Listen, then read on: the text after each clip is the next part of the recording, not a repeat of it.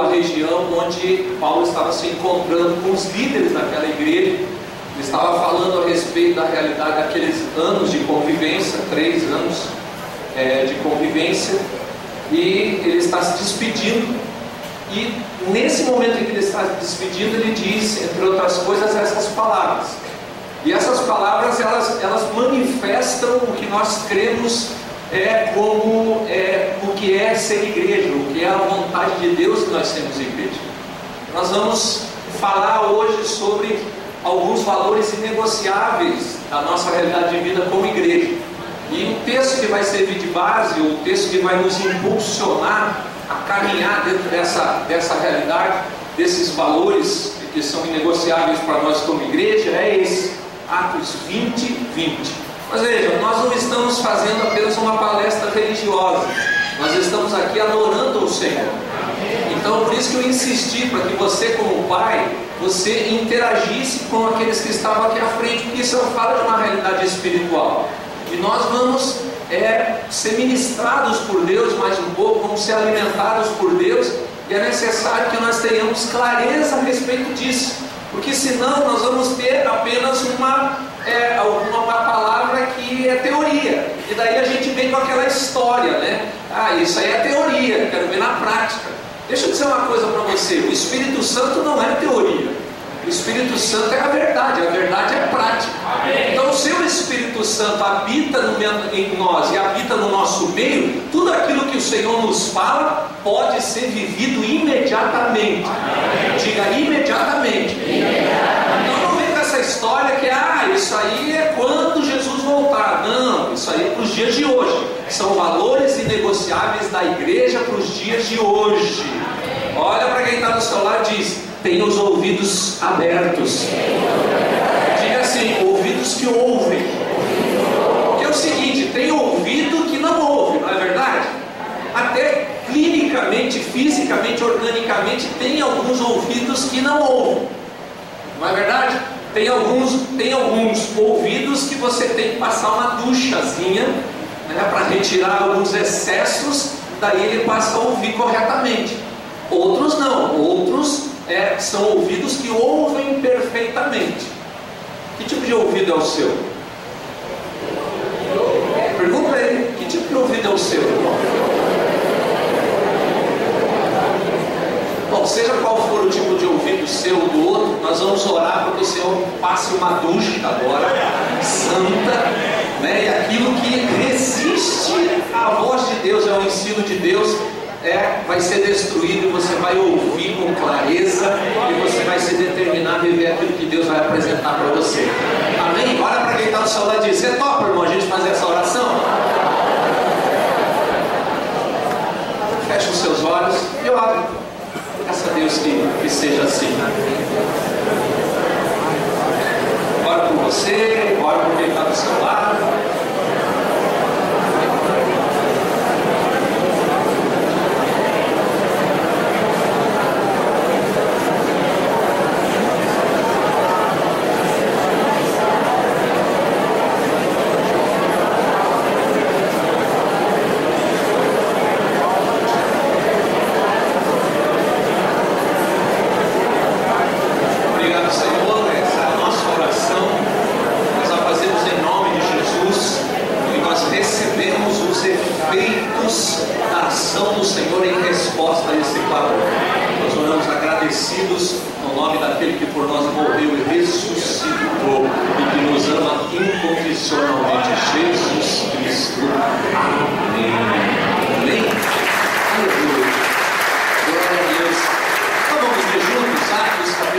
Verso 20, vamos lá? Vocês sabem que não deixei de pregar-lhes nada que não fosse proveitoso, mas ensinei-lhes tudo publicamente e de casa em casa. Atos 20, 20. Veja, Paulo está falando sobre o estilo de vida dele e sobre o estilo de vida que o Senhor estabeleceu na igreja de Éfeso. As coisas aconteciam publicamente e aconteciam de casa em casa. Essa é a nossa experiência de vida como igreja.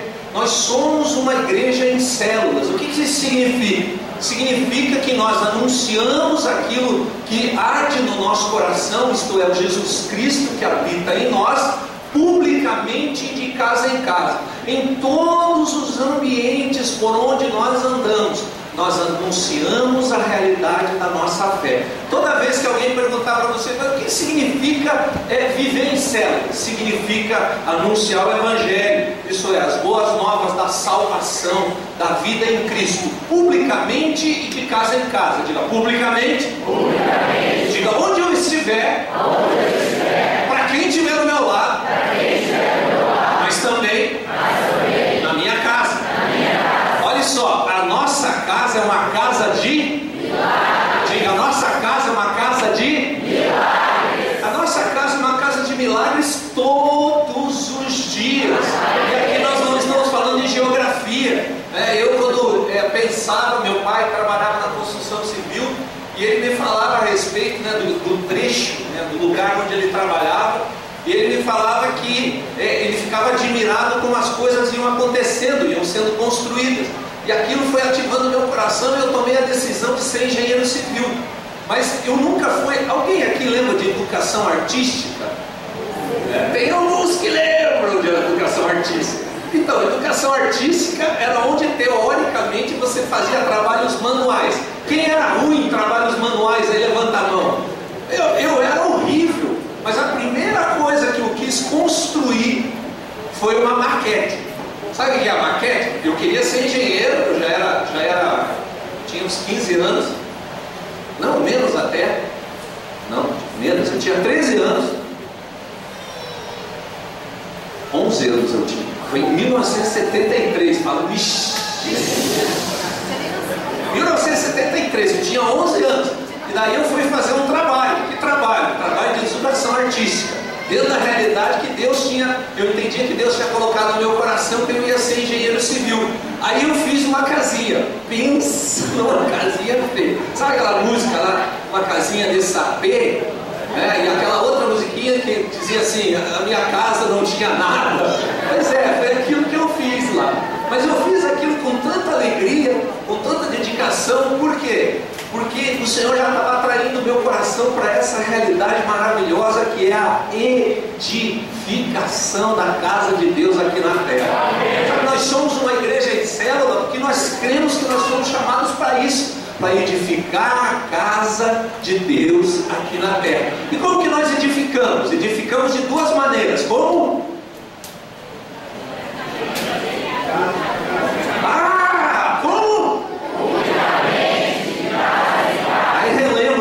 Que está do seu lado e diz assim, publicamente e de casa em casa.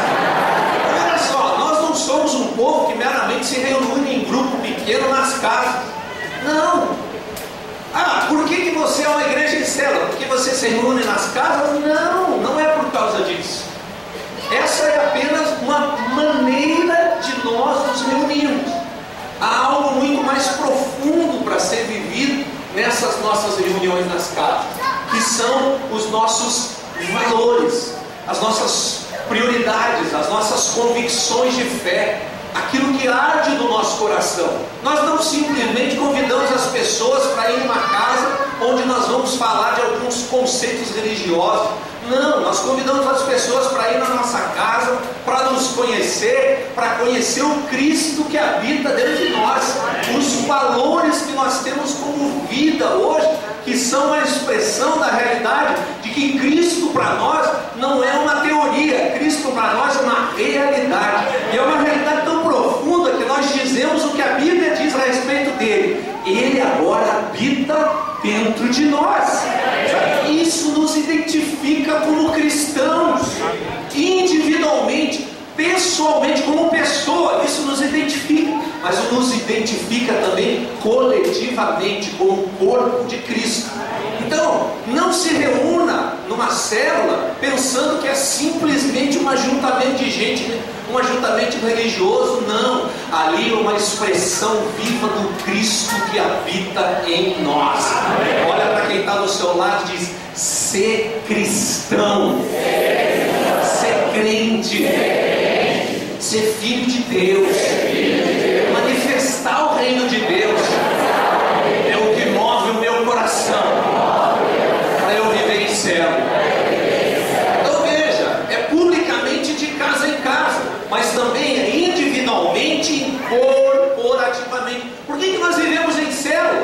Porque há um desejo no nosso coração de nós vivermos aquilo que está no coração de Deus para a igreja. Sabe, quando Jesus estabeleceu a igreja, havia algo no coração dele, e isso é manifesto nas cartas do Novo Testamento. As cartas do Novo Testamento, elas falam a respeito do desejo de Cristo sobre a igreja, do desejo praticado pela igreja de ser o que Cristo determinou que ela fosse. Nós queremos isso também. Nós nos reunimos porque nós entendemos que nessa realidade dos relacionamentos que os grupos pequenos nos oferecem, nós manifestamos o Cristo que é o Senhor da igreja. Nós queremos viver em células porque nós temos prazer em termos relacionamentos vivos e transformadores. Quem aqui foi transformado através de relacionamento nas nossas células? Levanta a mão, fica em pé, bem rapidinho, bem rapidinho. Agora olha ao seu redor, olha quanta gente tem sido transformada por conta desses relacionamentos vivos que operam nas nossas células. Diga glória a Deus. Olha para o seu irmão que está longe e perto, diga assim: é só o começo. Aleluia, você crê nisso? Amém. Pode sentar. O que a gente vai falar hoje sobre alguns desses valores? Porque é fundamental nós compreendermos esses valores. Eles definem o que nós somos como igreja. Por isso que nós declaramos que eles são valores inegociáveis. Olha para quem está no celular e diz: presta atenção, que são valores inegociáveis. Veja só. E por que são inegociáveis? Porque se você negociar, há uma perda. Se você negociar esses valores, se você abrir mão desses valores, seja um pouco, seja um mínimo, isso vai ter um efeito imediato sobre a sua vida, imediato sobre a sua casa, imediato sobre os encontros das células, ou publicamente, ou de casa em casa. O nosso encontro hoje é de casa em casa, agora, esse? Não, ele é público, ele está acontecendo publicamente. Ele vai ser impactado negativamente se você não compreender que esses valores não podem ser negociados. Que valores são esses? O primeiro deles é que nosso alvo é sermos crentes vencedores. Diga: eu nasci para ser um crente vencedor.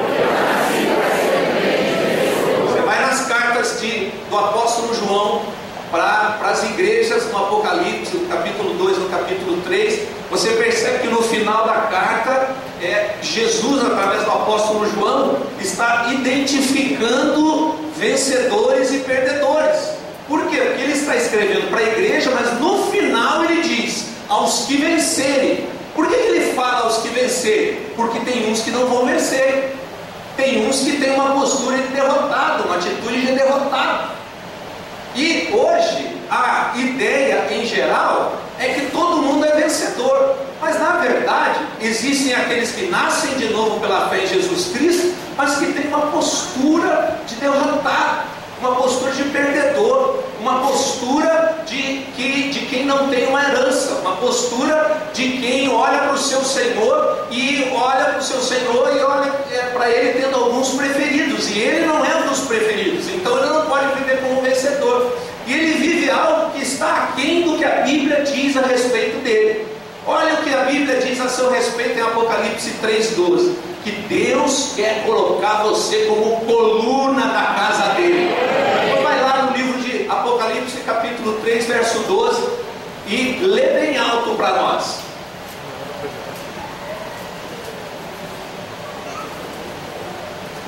Farei o vencedor na coluna no santuário do meu Deus, e dali ele jamais sairá. Escreverei nele o nome do meu Deus, o nome da cidade do meu Deus, a nova Jerusalém, que desce dos céus da parte de Deus, e também escreverei nele meu novo nome. Aleluia! Esse é o desejo de Deus, que você seja coluna na casa dele. Mas para que você seja coluna na casa dele, você precisa ter uma postura de... Por exemplo, se dependesse dessa sua resposta, você já não seria coluna. Você entendeu? A nossa resposta é prática. Então eu creio, eu creio, eu confesso, eu falo.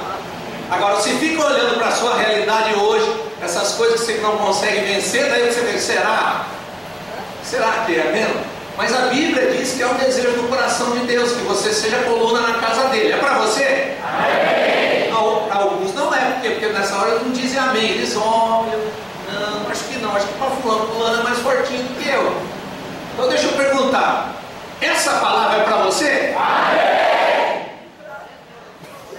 Se dependesse só dessa sua afirmação, você já estava garantido como coluna na casa de Deus. Amém. Agora isso não garante. O que garante é a permanência nessa atitude de um vencedor. Hoje o que se anuncia? Se anuncia a fé em Jesus Cristo como simplesmente você está livre do inferno. Alguns mais ousados falam, né, que nós somos livres pela salvação em Cristo Jesus da ira de Deus.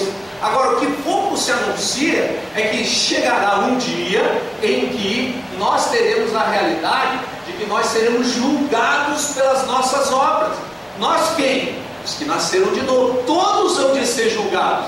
Mas aqueles que nasceram de novo, aqueles que já receberam a salvação eterna, vão dar conta também do que fizerem com a sua vida. 2 Coríntios 5,10. Vai lá e abre. 2 Coríntios 5,10. E ali vai ser definido se você viveu como um vencedor, se você viveu como um derrotado. Ali você vai receber ou uma palavra de aprovação ou uma palavra de reprovação. Diga ai, ai, ai, ai, ai. 2 Coríntios 5,10. Quem pode ler? Pois todos nós devemos comparecer perante o tribunal de Cristo, para que cada um receba de acordo com as obras praticadas por meio do corpo, quer sejam boas, quer sejam más. Para que cada um receba por meio das obras que praticou através do seu corpo, sejam obras boas ou sejam obras ruins. Se forem obras boas, vai receber uma palavra de aprovação. Se forem obras ruins através do corpo, vai ser uma palavra de reprovação. Aqui não está falando de salvação. Por quê? Porque o tribunal é diante de Cristo, Cristo como Senhor. Então você já é salvo, porque você já tem Ele como aquele que salvou a sua vida. Agora, as suas obras vão ser checadas. É isso que diz em 1 Coríntios 3, de 10 a 15. E algumas dessas obras, elas vão ser aprovadas, e outras vão ser reprovadas. Por isso que o apóstolo Paulo diz nesse texto: veja cada um como constrói. Como é que você está construindo a sua vida? Como que você constrói a sua vida? É importante você identificar, porque o apóstolo Paulo diz, ilustrando, que existem dois tipos de obras sendo feitas. Uma que é madeira e palha e feno, e que o fogo consome. O fogo é o juízo de Deus. Agora, ele diz que existe um outro grupo. Que grupo? Ouro, prata e pedras preciosas. Esse, o fogo não queima. O que ele faz? Ele purifica. Aleluia. Então as suas obras são de ouro, prata e pedras preciosas, irmão? Então é o seguinte: se a temperatura esquentar, fica tranquilo. É só Deus refinando a sua obra. Não é o diabo, é Deus refinando. É Deus checando se é ouro, prata ou pedra preciosa. Para ele mesmo não, para você. Porque tem muita gente construindo com madeira, feno e palha e acha que é uma beleza. Você já fez castelo de areia na praia? Hã? Já fez? Aí tem gente que faz uma enorme obra, não é? Aí vem o irmão mais novo, enche um baldinho e acaba com a obra. Uma obra bonita, linda, mas não resiste a um menino jogando água sobre ela.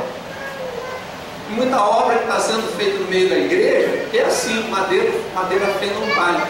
Vem o fogo de Deus, vem o juízo de Deus, não sobra nada. Essas são as obras de um derrotado.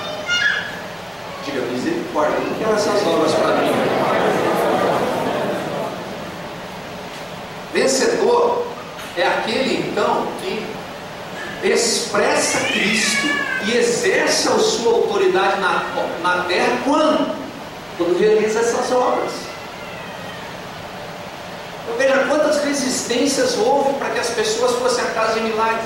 Na célula 9, na célula 10, tinha muita gente que estava confirmada. Quantas pessoas, Rafael, estavam confirmadas? Eu liguei meio-dia, atenderam, falaram que 1h30 estava todos os telefones. Já desligaram o telefone, diz que é a TIM. Tudo é nas costas da TIM agora. Nada, é a resistência espiritual. E aí, quando chegou na hora da casa de milagres, quantas pessoas tinham dos convidados? Nenhuma! Daí o que os irmãos pensaram? Deus quis assim. Só que teve uma entre eles que falou: não, Deus não quer assim, não. Deus quer a casa cheia. Sabe o que eles fizeram? Você acha que eles ficaram chorando as pitangas lá? Como a gente é perdedor, mesmo que convidamos, não veio ninguém? Não! Eles foram a fazer arrastão na rua. Quantas pessoas foram por causa desse arrastão? 5. Quantas delas estão aqui hoje? 3 delas estão aqui hoje.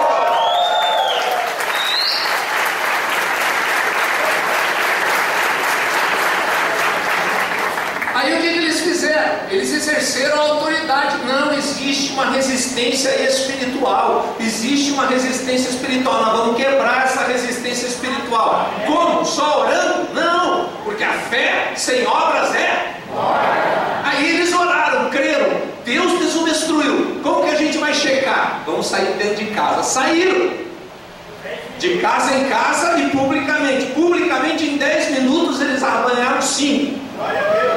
Desses 5, 3 estão aqui hoje. Com chuva, que mais? Frio, com criança no colo. Você percebe que há uma diferença entre aquele que vive como vencedor e aquele que vive como perdedor? Faltava só meia hora para começar o horário que a gente tinha decidido. Agora podia ter ficado lá dentro. Lá na casa, lá na célula do Beto, teve 18 visitantes essa semana. Mas eu sou ruim demais. Não veio ninguém. Perdedor age assim. Recebe um não, se fecha. Recebe um não, fica moado, fica triste. Agora o vencedor não. Deus me deu uma palavra, a casa vai ficar cheia. Aí você exerce a autoridade, expressa Cristo. Por quê? Porque Cristo veio para o perdido. E quando você vai em direção ao perdido, o que você está fazendo? Expressando Cristo, que Ele veio para isso. E aí quando que você exerce a autoridade? Quando você vê a resistência espiritual e espiritualmente você combate. Essa é a atitude do vencedor. Por isso que vencedor é líder. Existem alguns que não entendem por que nós incentivamos muito a liderança. Existe uma compreensão errada a respeito disso. Alguns acham que simplesmente nós queremos que a célula multiplique para ter muita gente. Não, irmão. Se a gente quisesse ter muita gente, a gente não tinha esse valor de que nós queremos ser crentes vencedores, aceitamos viver de qualquer jeito. Não. Tem muita igreja que cresce por causa disso. Por quê? Porque aceita que todo mundo permaneça como veio. Não, nós aceitamos todo mundo que vem, amém? Agora, não permanece mais como um derrotado. Nós ensinamos ele a viver como um vencedor. E o vencedor, ele exerce liderança e influência em todo e qualquer lugar por onde ele vai. Você compreende isso? As crianças, elas compreendem isso muito mais do que nós. Elas são livres para crer. Você vai na sala de aula, né, a professora começa a ensinar lá algumas coisas que são contrárias à fé. O que ele fala? Isso é do diabo. Isso não é de Deus, não. Não, começa a fazer umas mágicas. O que elas falam a respeito de mágica? Mágica de quem, Viviane? Mágica do diabo. E aí os professores acham que nós estamos bitolando as crianças. Na verdade, as crianças estão andando sobre a verdade. Onde? Onde elas estiverem, elas anunciam. Tem muito pai que come pela orelha do filho: daí, pai, não vai orar, não vai agradecer a Deus na hora do almoço, aí pela comida? Ô pai, foi Deus que deu, hein? Pai, não pensa que porque você está prosperando, você é o bom, o bam. Não, é Deus que está dando essa prosperidade. Alguém já teve essa experiência com o filho? Me chama a atenção mesmo. Agora, sabe o que é engraçado? Os pais às vezes não entendem, né? Olha só, aí o cara pega, ele está em Barcelona, daí ele vai para Düsseldorf, é na Alemanha. E aí ele entra num avião e ele pensa: daqui a 2 horas eu vou estar em Düsseldorf e vou continuar a minha vida. Aí entra um cara totalmente endemoniado, entra lá, é copiloto. Aí o piloto vai fazer um pipisóbis que quando volta a porta está fechada. E o copiloto que deveria levar para Düsseldorf, né, leva para uma montanha. E o avião a 700 km por hora bate numa montanha. Não sobra nada de ninguém. E alguns pais não param para ouvir o vencedor, que é o filhinho, anunciando que de repente o juízo pode se estabelecer. E daí o ciclo de vida acaba. E Hebreus 9:27 diz: depois que morre, vem o juízo. Aí tem alguns que não perdoam. Por quê? Porque eles acham que eles vão ter 10 dias ainda para frente para perdoar. E se o juízo vier hoje? E no dia do tribunal, você que é crente, aí você vai ser julgado. Julgado segundo o que? Você praticou com o corpo. Perdoou? Não. Então a palavra que eu tenho para você é de reprovação. Simples assim. Mas eu não vou perdoar mesmo. Tudo bem, vai ficar 1000 anos sendo disciplinado. Você que escolhe. Para quem não caminha conosco e não conhece esse trecho da porção, essa porção da Escritura, fica complicado entender isso. Mas para você que já caminha entre nós, você sabe do que eu estou falando. E daí você vai ser reprovado. Por quê? Porque ao invés de você exercer liderança e influência, você foi liderado pelo pecado e foi influenciado pelo pecado. Diga: eu não nasci para ser derrotado. Olha para o seu irmão e diz: eu não nasci para ser derrotado. Eu nasci para ser vencedor. Olha só, salvação, irmão, é só a porta de entrada.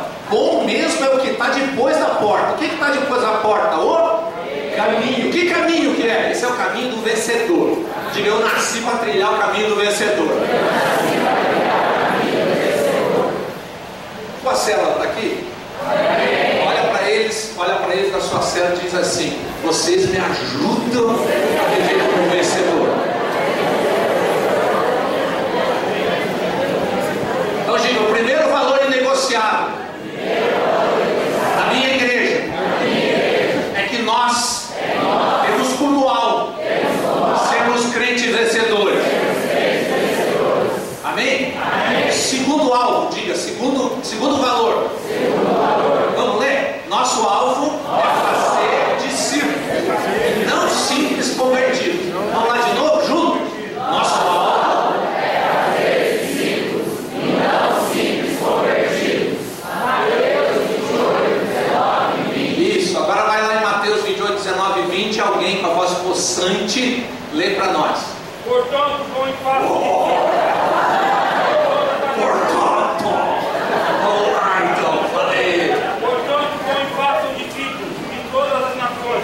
Batizando em nome do Pai, e do Filho e do Espírito Santo, ensinando-os a obedecer a tudo que eu lhes ordenei, e eu estarei sempre com vocês, até o fim dos tempos.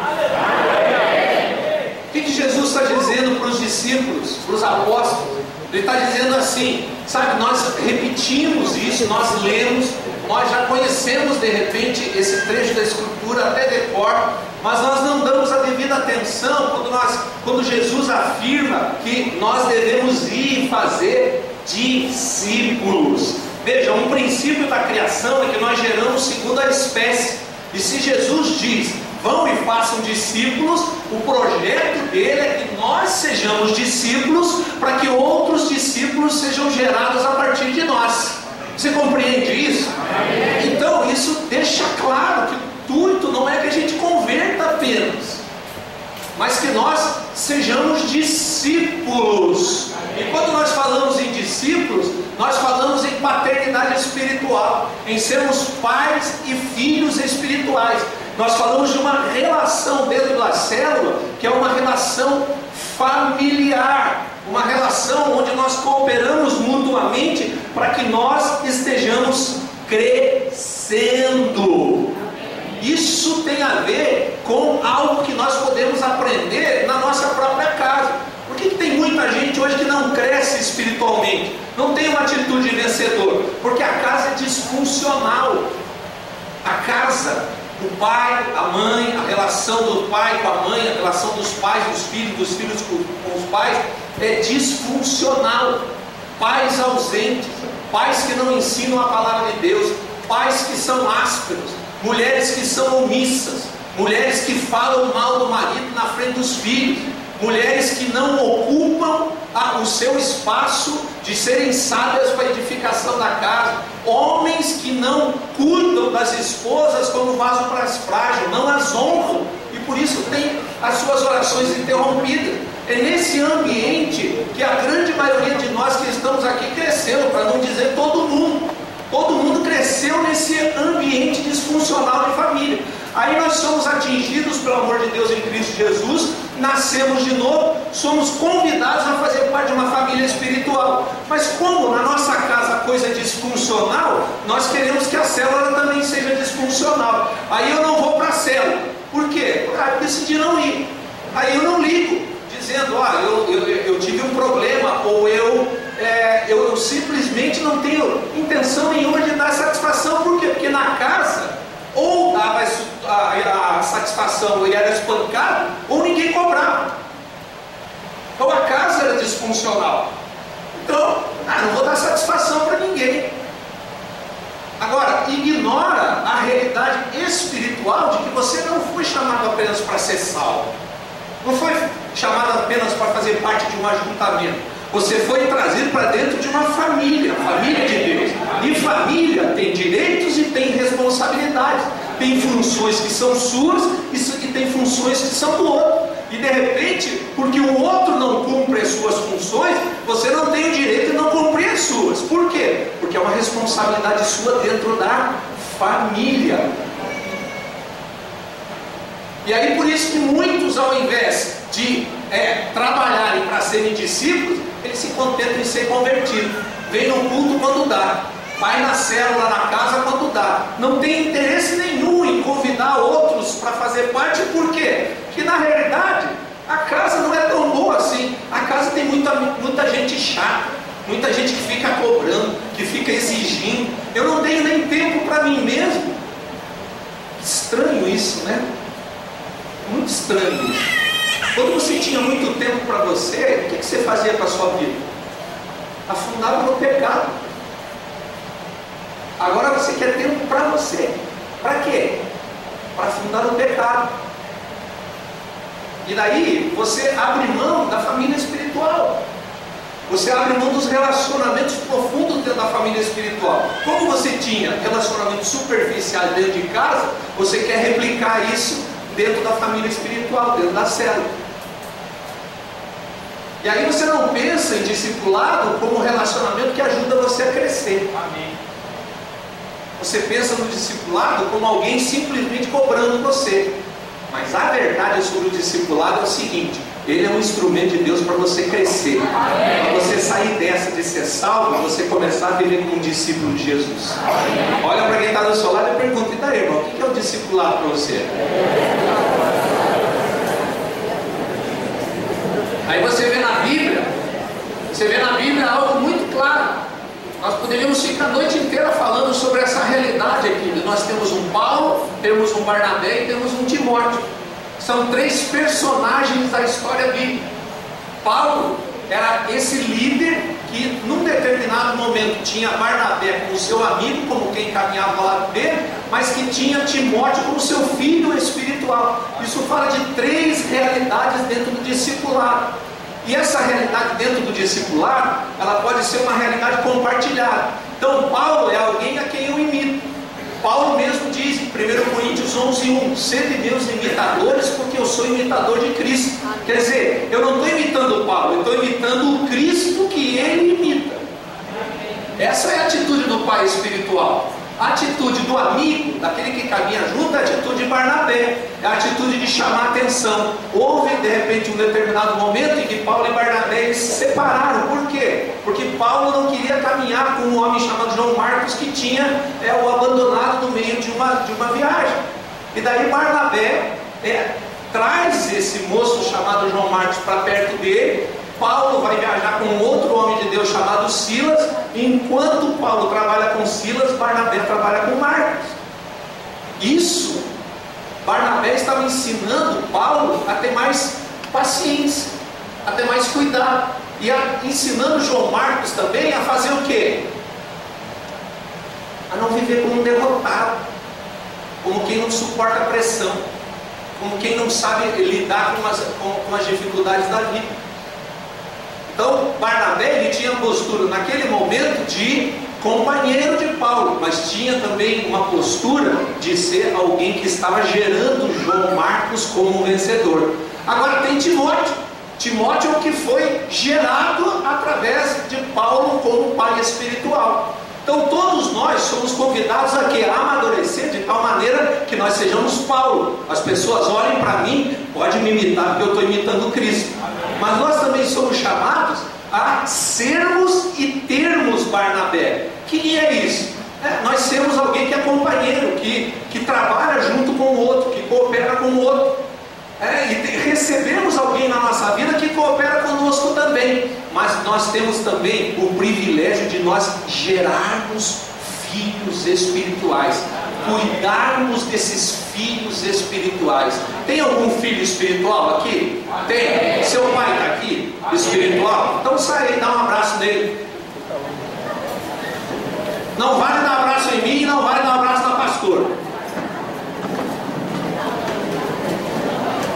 Dá um abraço nele, agradece.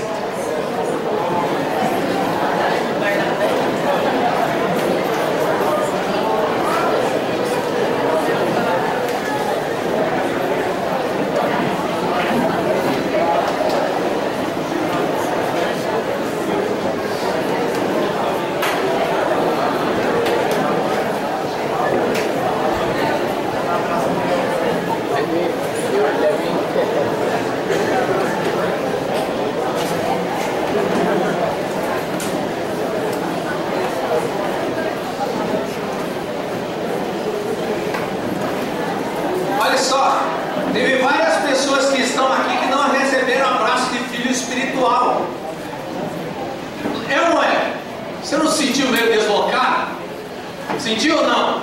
Pô, ninguém vai me abraçar. Por que não foram abraçar você? Porque você ainda não é pai espiritual. Agora, pensa comigo. Deus gerou você para você fazer discípulos. Ia deixar você só com água na boca? Não. Diga, há muitos filhos espirituais para mim. Agora você fala com convicção. Há muitos filhos espirituais para mim.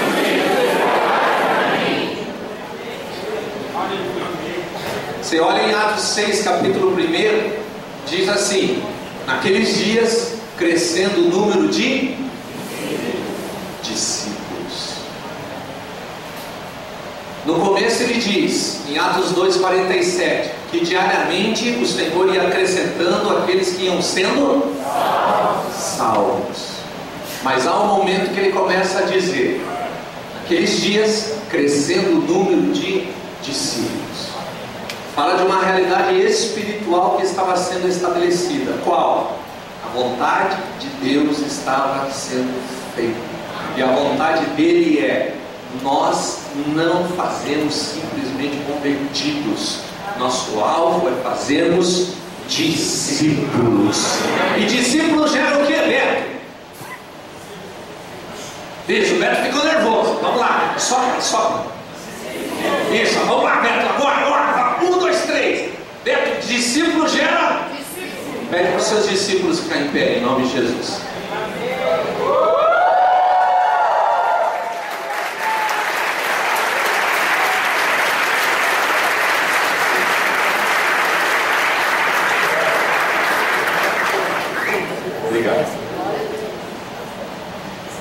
Terceiro valor inegociável. Pergunta para o seu irmão se está bom. Terceiro valor inegociável. Diga, inegociável. Eu não negocio de jeito nenhum. Cremos no crescimento e na multiplicação. Aleluia! 3 meses atrás, quantos adultos, jovens, adolescentes tinha na sua célula? 10. Hoje tem quantos? Você não escutou. Peraí. Há 3 meses atrás, quantos tinha? Adulto, jovem, adolescente? Uns 15. Hoje tem quantos? 40, vai ver.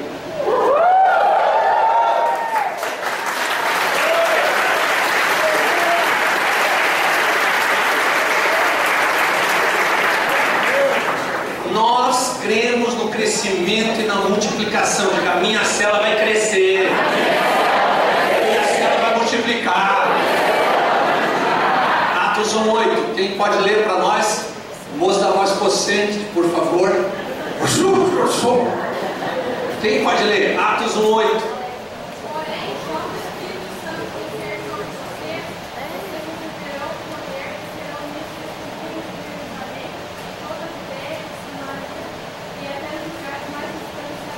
Aleluia! O que o Senhor estava dizendo para os discípulos? Veja, Ele estava dizendo para os discípulos: mas vocês receberão poder. O poder de Deus já desceu sobre a sua vida, irmão? O poder de Deus já desceu sobre a sua vida? Então você já recebeu o poder para testemunhar onde? Onde Deus mandar você, publicamente e... Diga, publicamente e de casa em casa.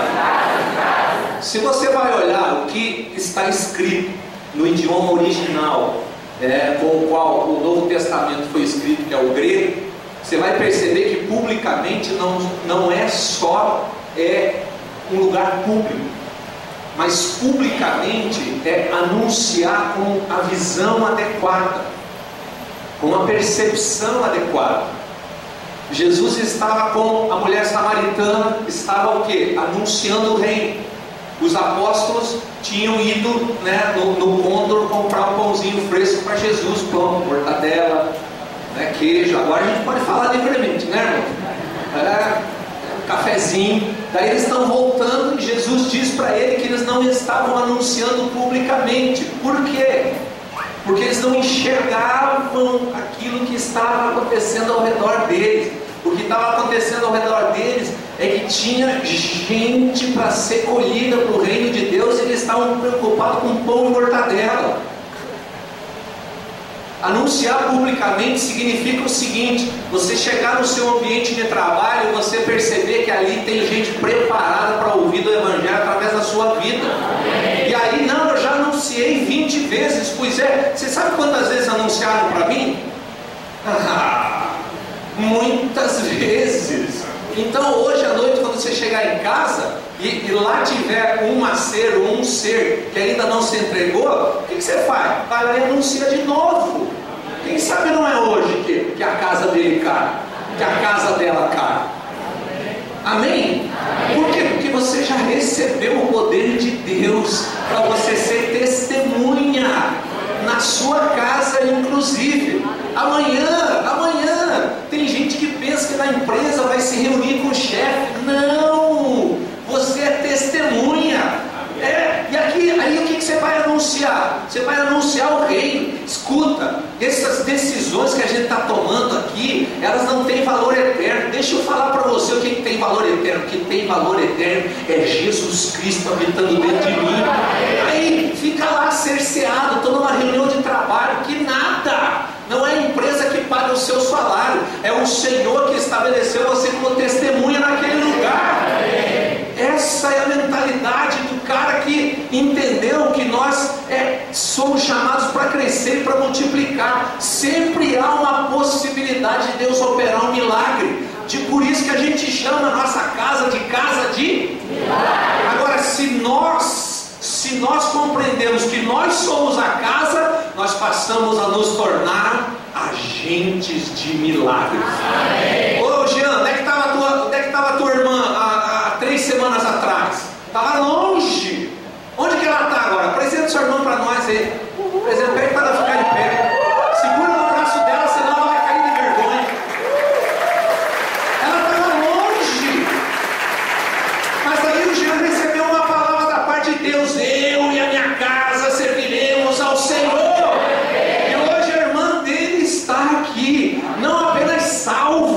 sendo tratada pelo Espírito Santo para viver como uma vencedora, para viver como uma discípula de Jesus, para crescer e multiplicar. Sabe qual é o desejo do coração dela? Chegar amanhã no trabalho dela e falar: eu fui numa casa, lá Jesus me pegou de jeito, me deu um katagatame, me deu uma chave de braço, eu bati 3 vezes na perna dele e disse: eu me rendo.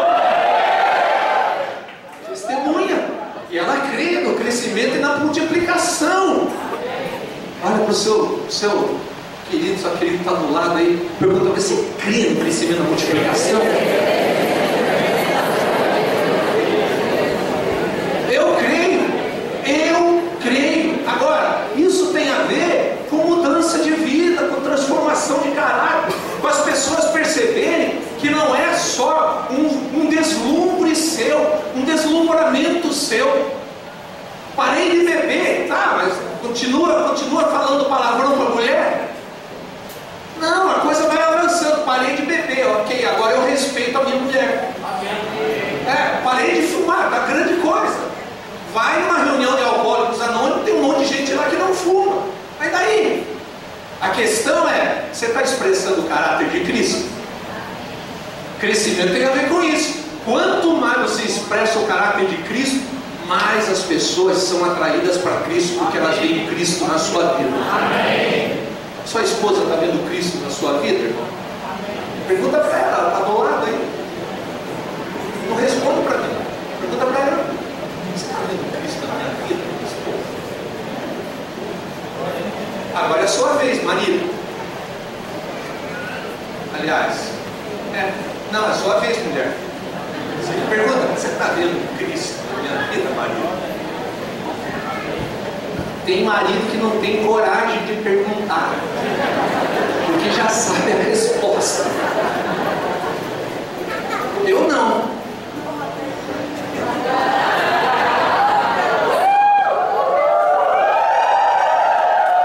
Acho que vai rolar hoje, hein?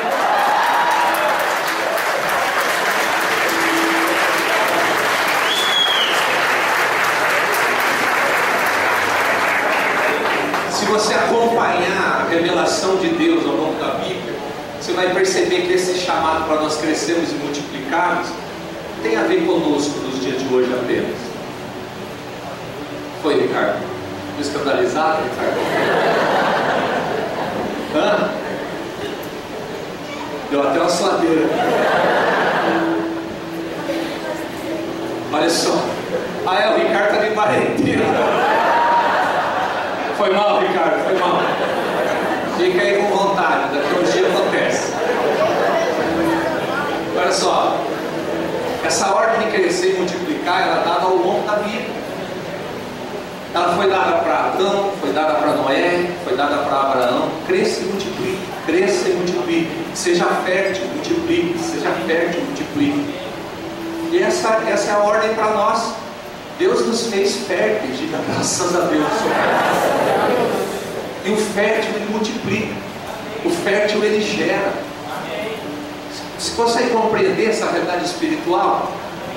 Então amanhã vai para cima, amanhã cai matando lá na sua empresa, vai comprar pão e já anuncia o evangelho lá para o padeiro. Não, quero entrar aí, quero falar com aquele cara de branco lá. Tem 8, né? Você fala com 8 de uma vez, ao invés de ser com um só. Mas a gente fica na timidez. Será que? Talvez. Não. O desejo de Deus manifesto para Adão, para Noé e para Abraão é o mesmo para você crescer e multiplicar. Por isso que nós fazemos casa de milagres. Por isso que nós temos os peixinhos que a gente quer pescar, porque nós fomos feitos pescadores de homens. Sabe? Por isso que você, que há uma semana atrás não conhecia Jesus e hoje conhece. Por quê? Porque alguém entendeu que foi chamado para crescer e para multiplicar, não desistiu de você, investiu. Quantos nãos você disse para ele, para ela? Quantas respostas mal criadas você deu? Mas ele foi lá e insistiu de novo. Ele insistiu, chorou, orou por você. Por quê? Porque compreendeu que ele nasceu para crescer e para multiplicar. E você é fruto dessa realidade espiritual na vida dele. Na célula a gente incentiva isso a todo momento. Por quê? Porque nós cremos nisso. Todos nós temos o Espírito, que é o Espírito gerador, que é o Espírito de Deus.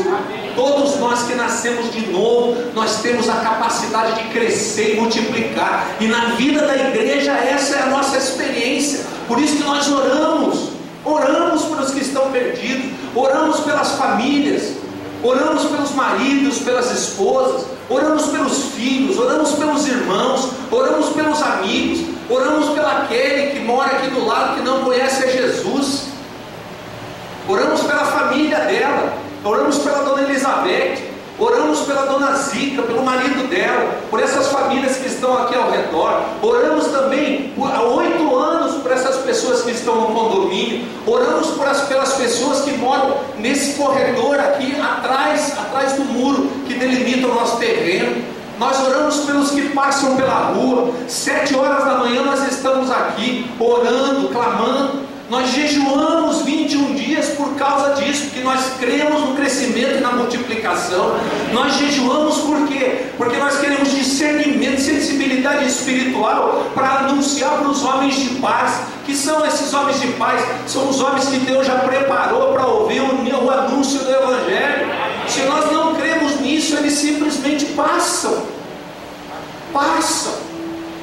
Quando foi anunciado o Evangelho para mim, foi anunciado num contexto de destruição, num contexto de 30 horas de embebedamento, um contexto que claramente eu não queria nada com Jesus, eu queria vazar, eu queria ir embora, mas foi anunciado.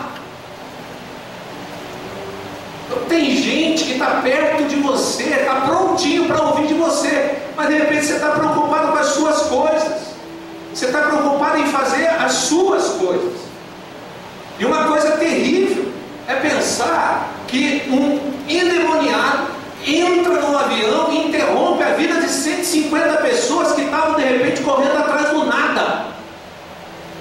Estavam construindo coisas que eles não puderam levar para a eternidade. De repente, alguns lá nasceram de novo, mas a grande maioria não. Ficou construindo algo que não pode levar para a eternidade. E entre nós tem alguns que vivem assim. Eles querem crescer naturalmente, multiplicar naturalmente, mas não tem valor eterno nisso. E enquanto está crescendo profissionalmente, enquanto está crescendo em termos de conhecimento humano, não cresce, não multiplica no gerar discípulos. Por quê?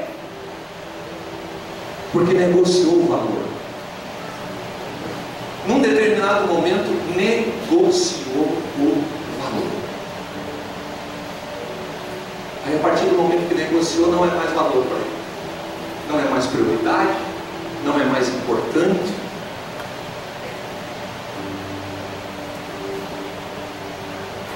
Sabe como é que foi a minha segunda-feira de folga?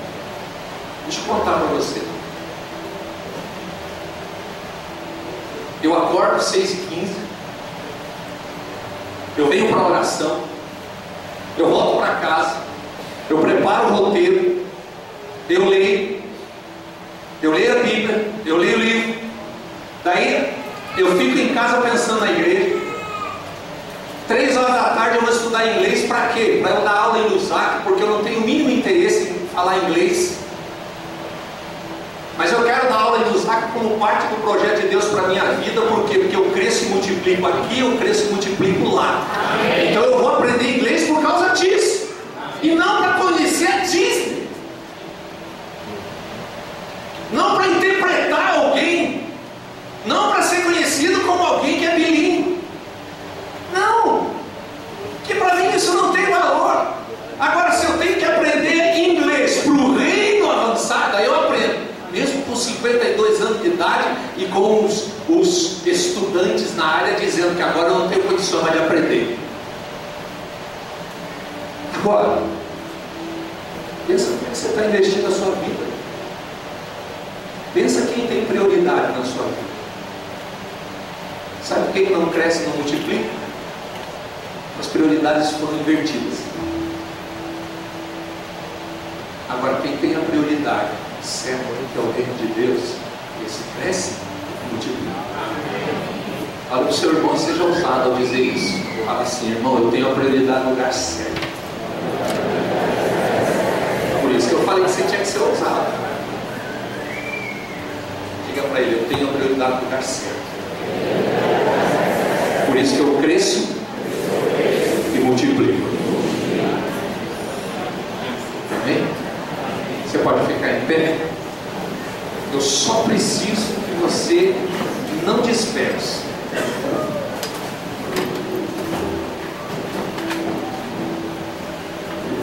Preciso que você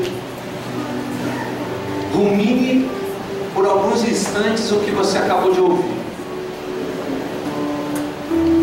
Ruminar é mastigar e mastigar e mastigar e mastigar e mastigar. E isso não se resume a alguns minutos aqui. Isso tem que ser feito na continuidade, hoje, amanhã, no compartilhamento da célula. Mas eu gostaria que aqui você tivesse uma experiência poderosa com o Espírito Santo ruminando. Eu quero que a música aumente. E eu quero que você converse com o Senhor sobre o que você acabou de ouvir. São valores inegociáveis para nós. São valores que fundamentam a nossa caminhada.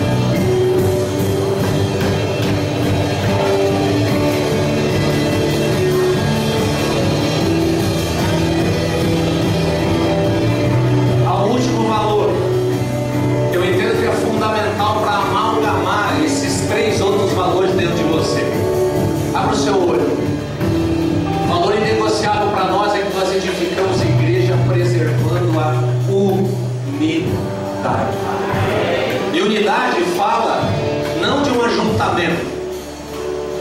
Unidade não fala apenas de pessoas se reunirem num determinado lugar. Unidade fala de você ter a mesma visão, o mesmo coração, o mesmo pensamento. Fala de você ter a mesma linguagem. Então olha só, nós não somos essa realidade aqui, várias batatas num saco. Não somos. Por quê? Porque várias batatas dentro do mesmo saco significa que somos batata ainda. Então nós temos as nossas próprias vontades, nós temos os nossos próprios desejos, os nossos próprios interesses, nós temos os nossos próprios planos, os nossos próprios sonhos. Somos uma batata do lado de outra. Olha para a batata que está do seu lado e diz assim: eu sou uma batata também. Agora existe uma realidade espiritual sobre nós. Quando o Espírito Santo tem liberdade para operar no meio da igreja, essa batata, ela é cozida. Você sabia? Tem um fogo que arde. Para quê? Para deixar você molinho, molinho, molinho. Não ser mais alguém endurecido. E daí, a gente molinho, olhando você molinho, nós vamos tirar a casca. O que é a casca? É esse orgulho tolo que movimentou a sua vida sem Jesus e que muitas vezes você continua permitindo que domine a sua vida. Mas há um momento que é o que eu mais gosto. É o momento em que a gente é moído. A gente é moído a ponto de não se identificar mais quantas batatas tinha. Agora nós somos um purê. Veja, não existem mais batatas individualmente aqui. Existe um único conjunto. Purê. Diga: eu não sou batata mais. Eu sou purê. Olha para o purezão que está do casa e diz: eu sou por aí com você, meu irmão.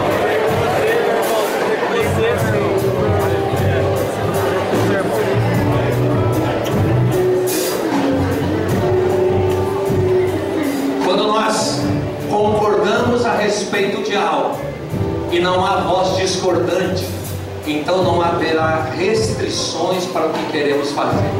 Ficamos 21 dias anunciando que a casa vai ficar cheia, porque esse é o desejo do Senhor da casa. Nós concordamos nisso. Não vai haver restrições para o que queremos fazer. Então os frutos da casa de milagre eles vão permanecer. As pessoas irão para o encontro e serão consolidadas. A casa vai ficar cheia. Como que a casa vai ficar cheia? A sua célula vai ficar cheia. E é isso que você vai anunciar agora. Que a sua célula vai ficar cheia. Cheia de vencedores. Cheia de discípulos. Cheia de gente que vive em unidade. De gente que é um. Que tem a mesma linguagem, o mesmo coração, o mesmo parecer.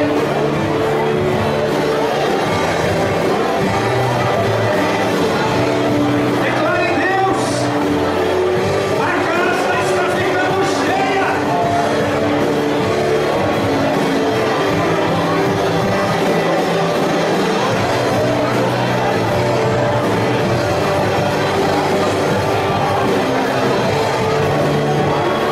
Declare que a sua célula vai multiplicar. Declare que você é líder de uma dessas células. Declare que não vai faltar casa para multiplicação.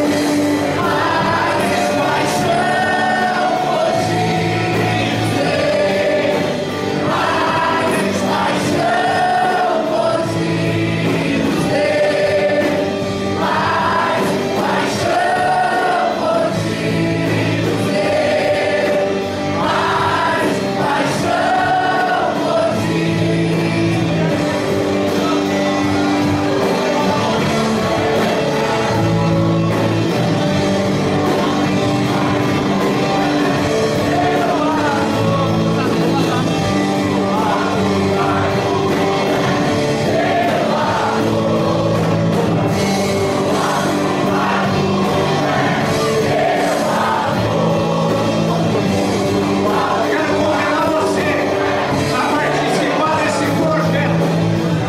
A participar desse projeto de Deus.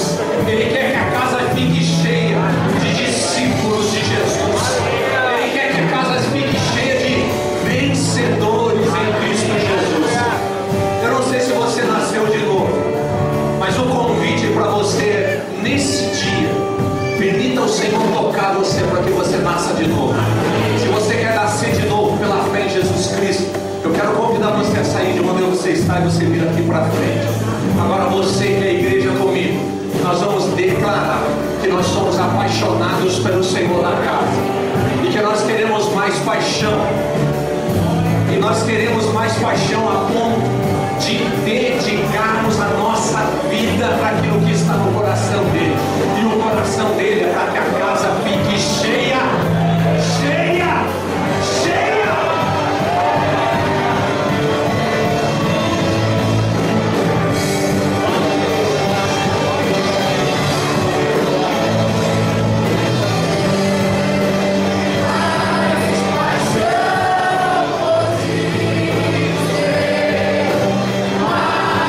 Paixão por ti.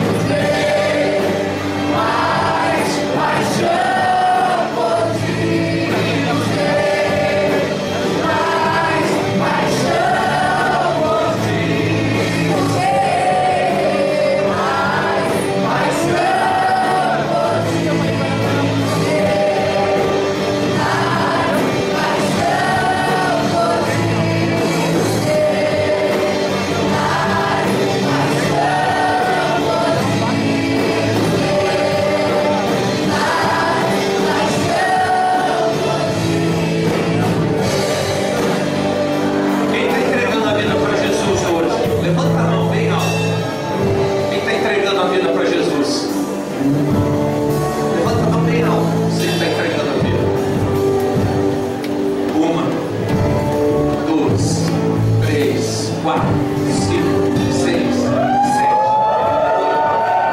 9 pessoas. 10 pessoas. Nós queremos convidar você a não fazer parte de uma associação de batalhas. Não. 11 pessoas, não 10. Nós queremos convidar você a ter o mesmo coração que o Senhor Jesus tem, a nós falarmos a mesma coisa que Jesus Cristo fala, a nós pensarmos a mesma coisa que Jesus